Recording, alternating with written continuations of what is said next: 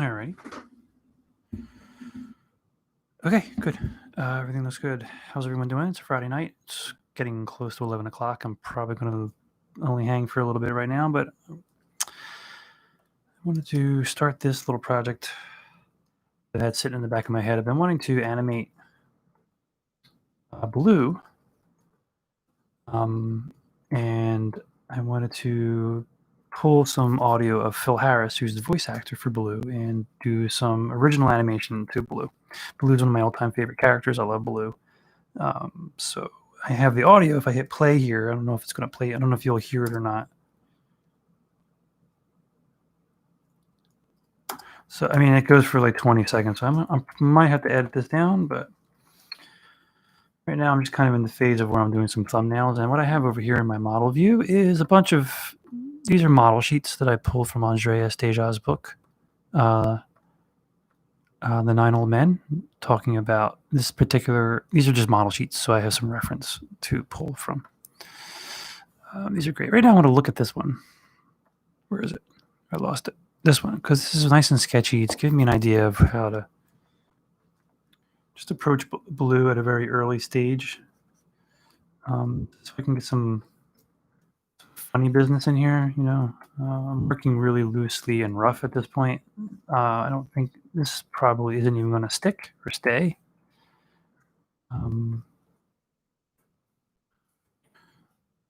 So we'll just see how it goes. This is all thumbnail type stuff right now. So really loose. Arms can come up. An idea of where I think the head's going to be.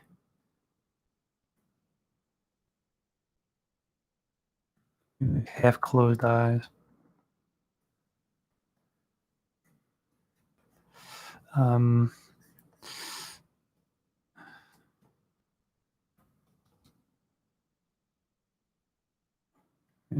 You're loose.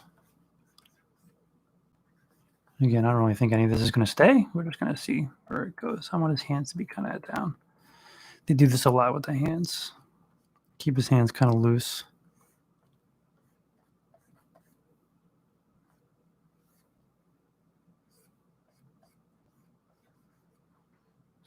Like that. Let's give an idea. Pascal Novadich. Is this live? It is live. How are you? Good to see you. Thank you, Pascal. How are you? Novadrich, pardon me. Yep, it's live. How's it going? Just thought it'd pop up for a little bit tonight. I actually just started this project, so there's really not much to look at right now at this point. Again, this is like a 20-second long audio clip, and I'm probably going to pull it back because I just don't know if I'm going to have the time. You can close his eyes here a little bit right here. And let's see.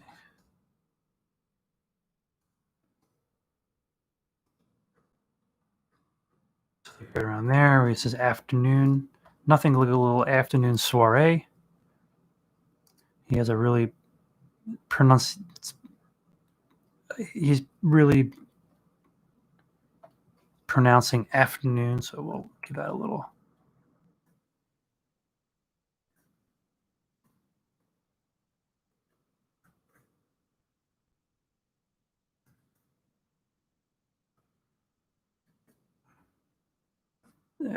So if his shoulders are up here, we can drop them here.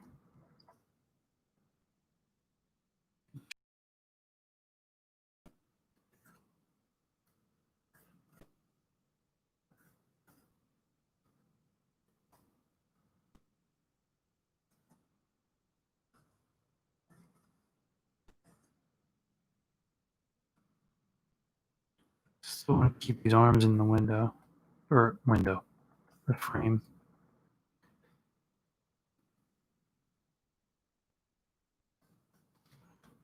So let's kind of cut this back a little bit.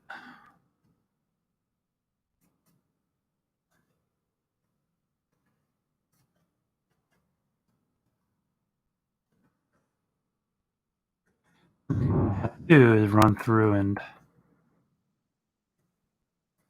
really break down this audio and really figure out where everything's going to happen. Thanks for your brush is the one I'm using these days. Oh, great. Quick question. Would you consider the difference between Disney Golden Age and Disney Renaissance? Oh my goodness. Is there any big difference in animation in those periods about timing, spacing?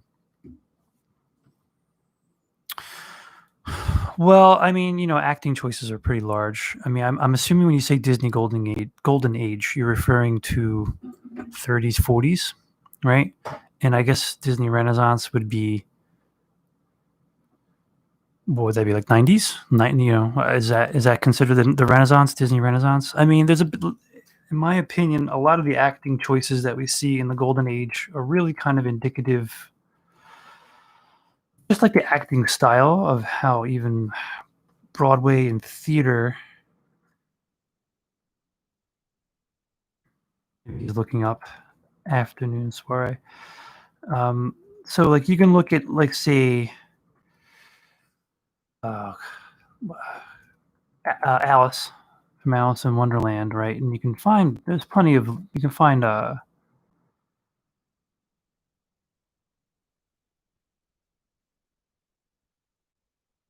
plenty of footage of her online of the actress who they used as reference.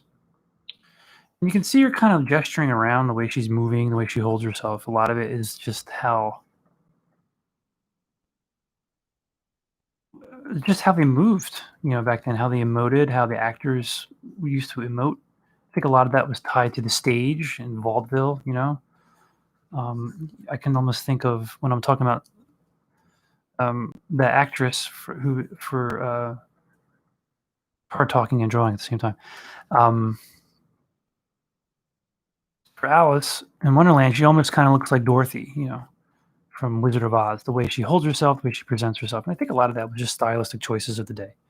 So, hey, I love your works very much, Carrie. Thank you so much. Yes, exactly. The Golden Age started with Snow White, finished the Jungle Book. Yeah, Renaissance started with Little Mermaid. Yeah, sure, for sure. Finished with Tarzan. You mean Poor Home on a Range gets left out? But yeah, I would say there's a lot of difference. I mean, you can say there's a lot of difference too in terms of acting choices. I actually have a lot of thoughts about acting choices, how they're used today. I think a lot of it has been influenced by CGI. A lot of it also, a lot of the acting. Well, now I want to get on my soapbox a little bit here. A lot of the acting choices that we see today, you see a lot of reference footage of animators recording themselves and they're acting out their scenes, which is great because you're getting all kinds of reference and you're feeding yourself. But I feel like the trap that a lot of animators is that are acting like animation, if that makes sense. So like they'll record themselves going through the routine of their scene and they're throwing in all the delays that you would typically see as exaggerated movement through animation. So they themselves are acting like that with their body, and then when they go into the computer, they're like almost. It's kind of like a regurgitation. You know what I mean? It's kind of like yeah, I don't know. It's not really leading to like fresh ideas. So when I see a lot of material today, I see a lot of things that kind of look same to me. A lot of that's just choices. This message is helpful. What is this? I'm producing a storyline. If you have time, that would be great. Uh, uh, I'm producing a story time animation content. If you have time to take a look, that would be great. I mean, I don't have time right now. No, sorry. And it's right now. It's almost 11 o'clock at night here. I'm probably going to be. Son is downstairs in the basement. He's just kind of hanging out. He's probably playing with his buddies on Xbox, and I'm gonna kick him. What is that? Oof! I got a weird, creepy sketch that snuck in there.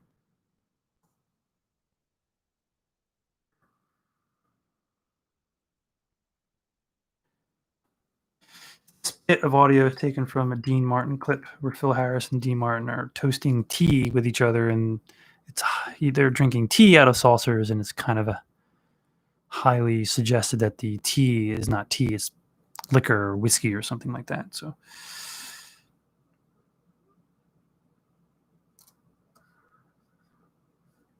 Afternoon soiree. You can probably kick over a little bit right there. So maybe I'll pull my onion skin up.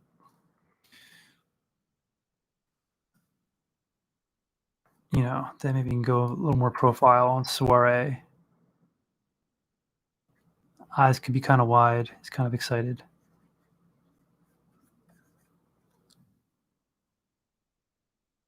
Maybe you can do something with his hand. I don't know. You can gesture with his hand.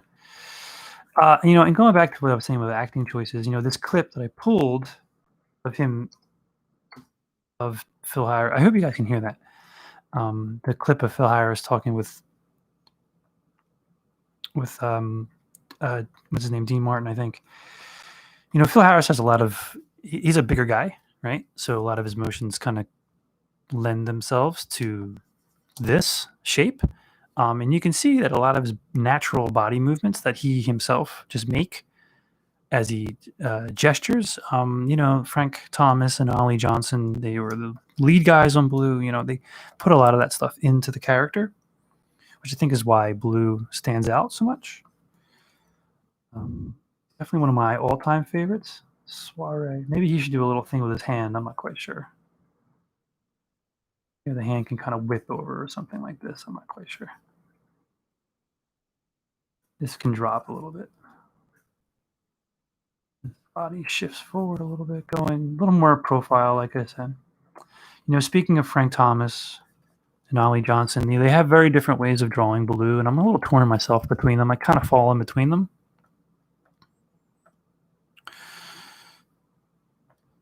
So we zoom in here. Let me look at how rounded. This is an Ollie scene. Look how rounded the features are. You know, the nose is treated. Let's go find another one where his mouth is open, like this. Look how very cheeky is a word for it. Very full cheeks. Kind of reminds me of Shmee a little bit from Hook, Captain Peter Pan, which I believe Ollie Johnson was on that character. And then you can contrast this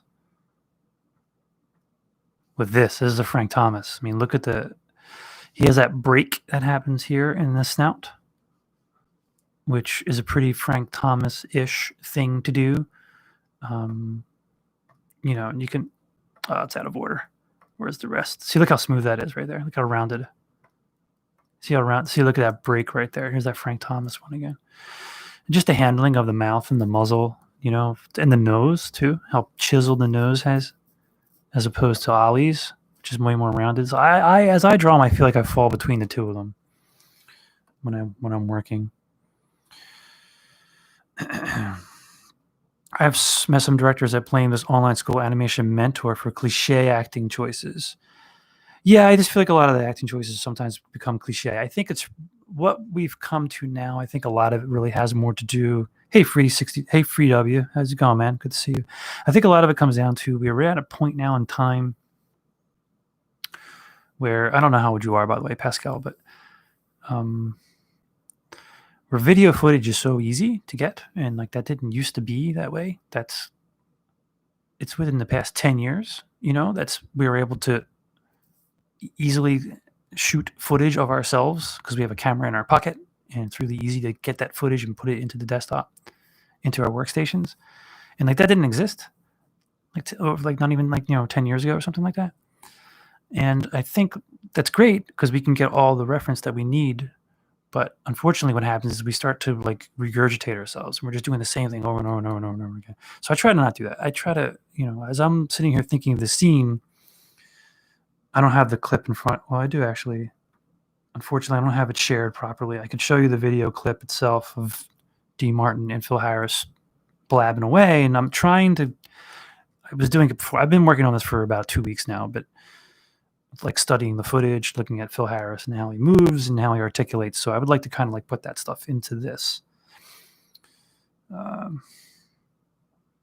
you can't hear it. Baloo was saying, I'm sorry. Yeah, I don't know how to get that feed to come across. I'd have to figure that out. Yeah, I just hit play right now. If you guys can't hear it, I'm sorry. I'd have to figure out how to get that to pipe into. I'm looking at my settings right now on XSplit. I'm on XSplit, so if anyone knows how to do that, if anyone knows how to add the audio into the stream, that would be helpful. I'm sorry, that's not playing back for you.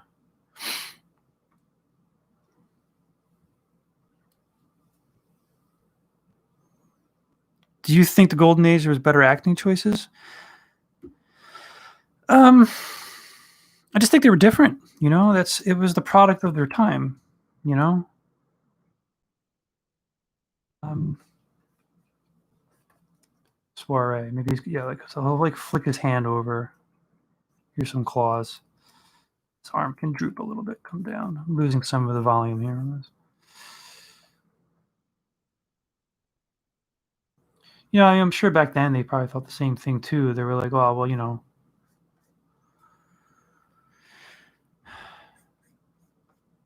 And the other thing to see, look how here. Look, now I'm looking at the back of the neck. Look how it connects back here. So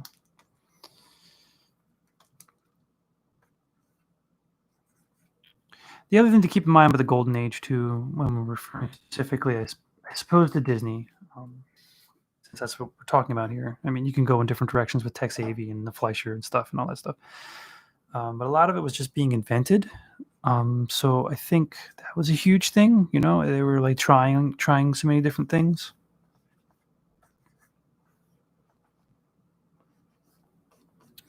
So a lot of things were being thrown out, rejected.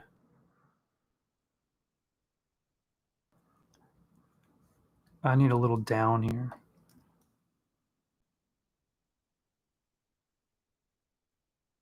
I guess to turn my head needs to come down. Maybe push.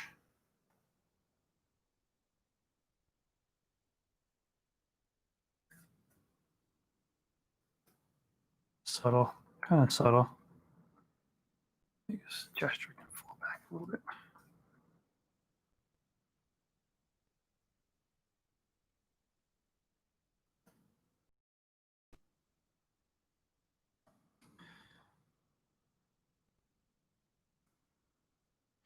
This project's gonna probably take me forever. I hope. I don't know. I have a little bit of open time in my schedule, so I'm trying to do some different stuff. But that's probably only going to last for about a month.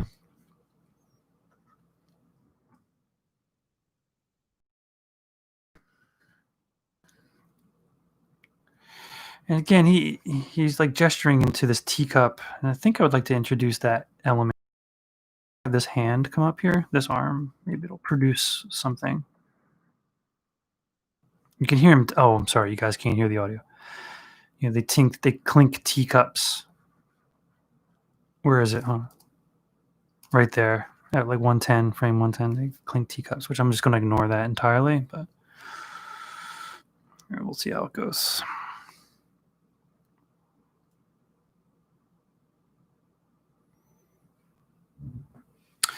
Silly symphonies being a technical novelty. I mean, I don't know if I.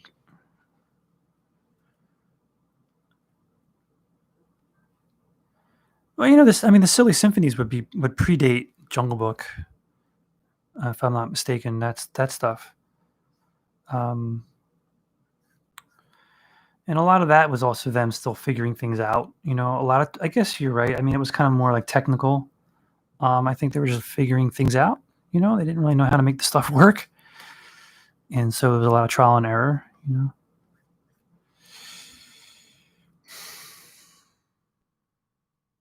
He says, "Baby." He goes, "Ain't nothing like a little afternoon soiree, is there, baby?" Then he clinks the tea glass. And he says it. He calls it nectar of the gods. Which, and again, look how long this goes. This goes for 20 seconds. So I don't know if I'm going to have the stamina. It'll probably take me like a year to get through all this. But we'll see. I don't know.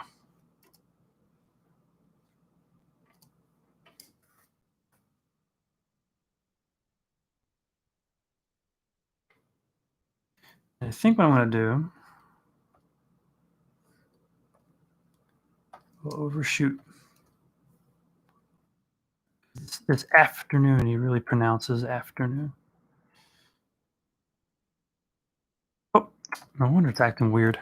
There, got to change that to drawings. There we go. Thought that was acting strange.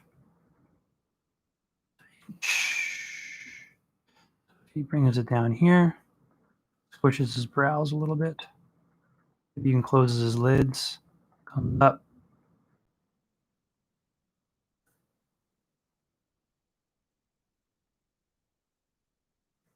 Nose. Go over here somewhere.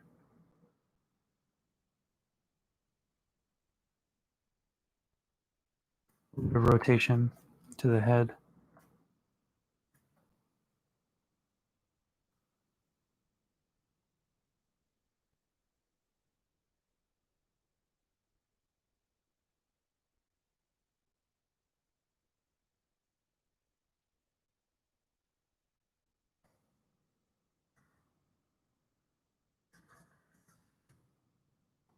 Oops. The other thing I'm doing in this is I haven't used bitmap layers in Harmony in a long time. And I wanted an excuse to use them. So I'm doing all of this thumbnailing work on bitmap layers. Now, whether or not I stick with vector is, I don't know.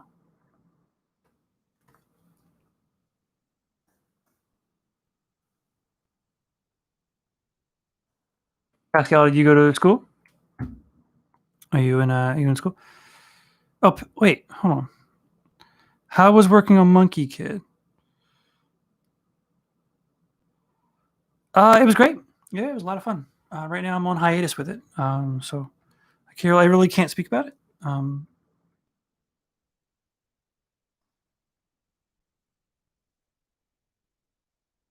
I can't talk too much about it. And honestly, I don't know too much about it. There's a lot of stuff that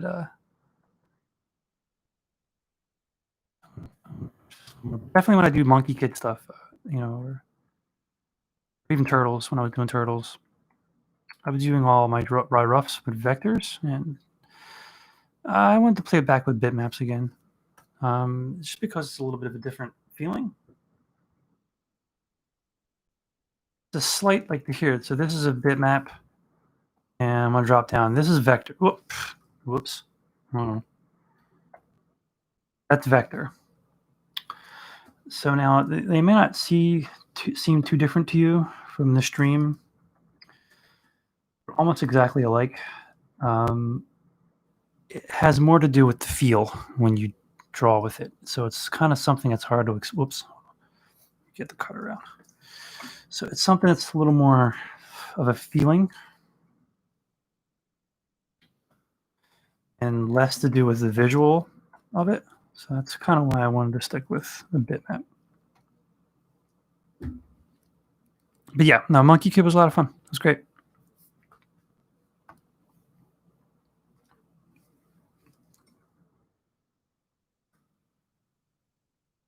Oh yeah. I'm also used to, like in vector, for example, this is kind of throwing me off a little bit. So like if I was to draw sphere,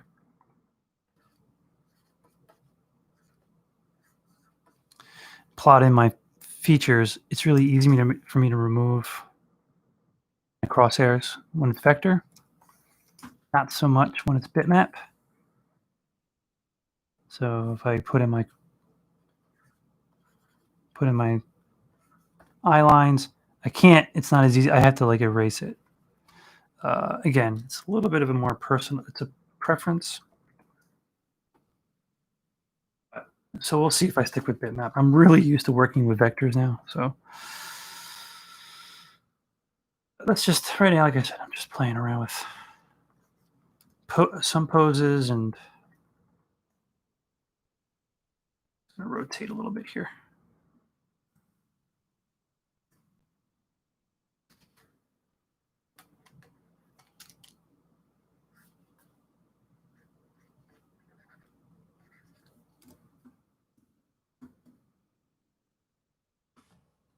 Save.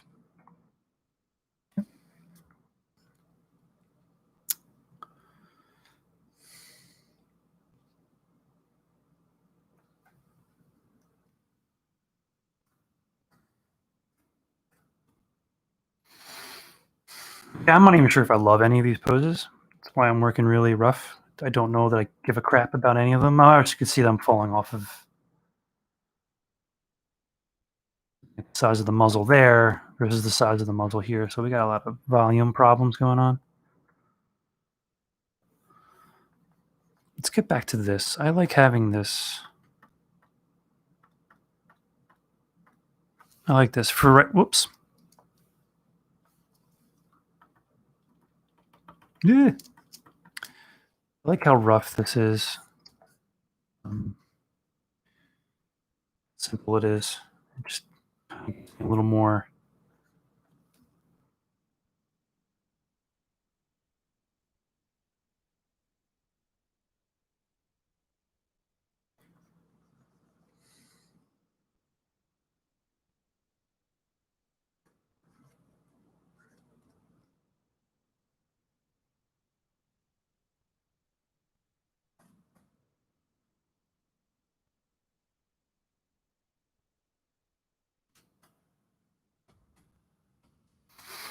Probably what I would also do when I move on to my next phase, I'll just stick another layer on top of this and just start working off of this junk.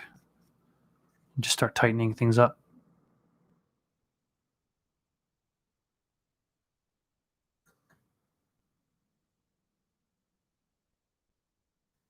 His ears falling, they can go up.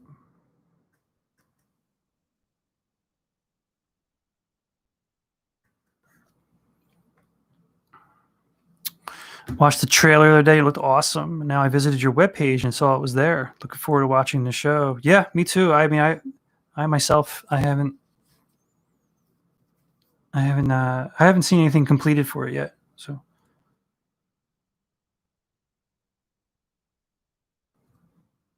did you take animation mentor classes?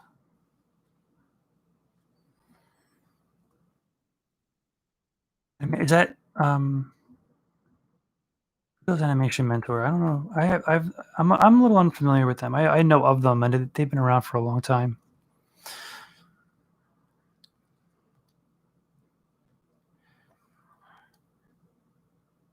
I know in this, again, I'm sorry. As soon as I figure out how to get audio to play through for you guys so you can hear the track, right around here, especially in the video capture, he gets really tight. You know, he gets the cup and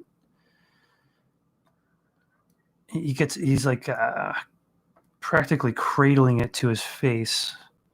So maybe I can try, and he hunches down a little bit. Maybe I can get that. I don't know if I want it to be a teacup though. It might be kind of, maybe like a coconut, which could be fitting, you know.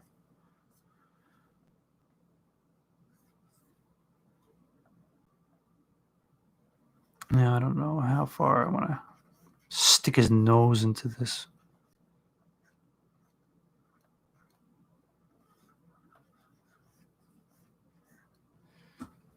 Yeah, he pulls that teacup up.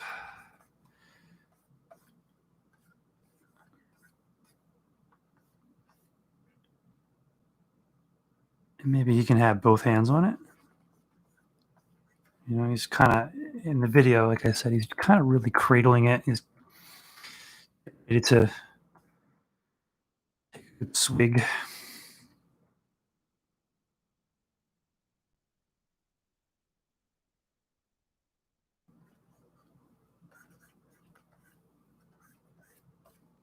What time is it? Well, how long have I been up for? Let me see. About a half hour. I got a little more. I got a little more. I've been working all day long, so. Watched the trailer the other day. Have you seen Primal? I love Primal. I thought Primal was awesome. Yeah, it was great. I thought it was really good. I liked Green Eggs and Ham a lot too. My daughter loved that. I didn't have a chance myself to watch most of it, but yeah, I thought Green Eggs and Ham was awesome. Do you think there's a new frame by frame animation trend start? I mean, it already started. It's already happening. The frame, a new 2D, definitely in a boom for sure. I think a lot of it has to do with. Well, I've given it a lot of thought. Why I think 2D is making this crazy comeback. I think about it through the lens of my children. and how they view animation. And for them, like this stuff, like Baloo, Jungle Book, it just sits right next to Toy Story on a shelf, or like or on some video service like Netflix or whatever, Disney Plus.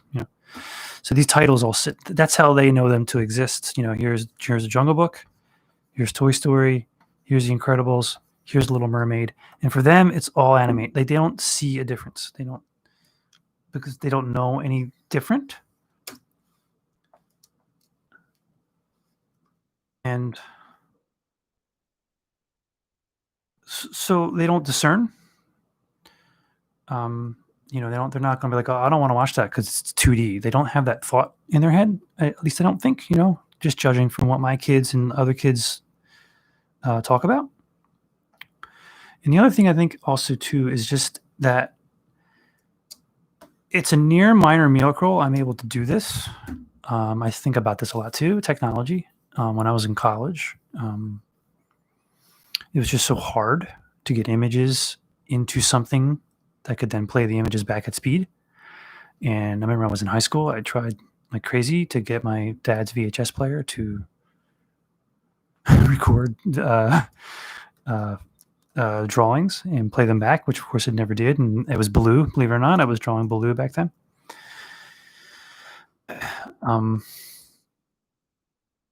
So I think the barrier of entry to do 2D stuff is now so crazy low that it's really easy for anyone to come and just, I'm using Harmony, which is pretty expensive, but there's certainly cheaper alternatives out there. There's Clip Art Studio, I think, which has animation built into it. And so it's really easy to do that. And over the past 15 years, I personally have watched a young crowd, in the mid thousands. They were young. They were like in their 10, they were 10 or something. And now they are 25 or something like that. But they've grown up through Newgrounds. They've had their hands on this technology. So the workforce is a little more there. And coupled with the fact that now there's so many outlets that are willing to take chances on different things. They want to differentiate themselves. It's another big aspect of it too. They don't want to look like your Disney thing. They have no problem, even though Klaus has Disney people on it and it moves like Disney stuff, it has Disney quality, it doesn't look like a Disney thing. So those things all come together, I think, really kind of are what has been pushing a lot of the innovation in 2D, which is great.